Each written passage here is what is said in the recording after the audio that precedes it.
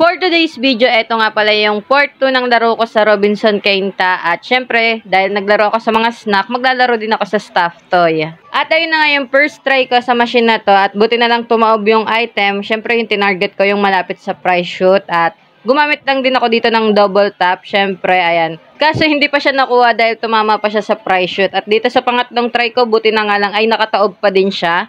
So, targetin natin sa katawan at gamit na ng double tap. At ayun, nakuha na natin siya. So, gaya nga ng dati, hindi ko alam kung anong pangalan ng karakter na to. So, meron silang tatlong kulay. Ito naman yung pangalawa, yellow, at yung isa naman ay pink.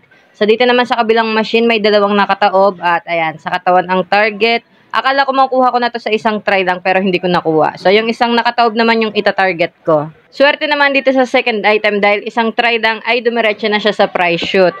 O, diba, pangalawang item na to. So, pinush ko lang makumpleto yung tatlong kulay sa laro kong to. At dito naman sa pangatlong kulay, kulay pink, ay hindi ko nga nakuha na ng video. Pero ayan, nakakuha ko ng isa. Kaya nakumpleto ko yung tatlong kulay.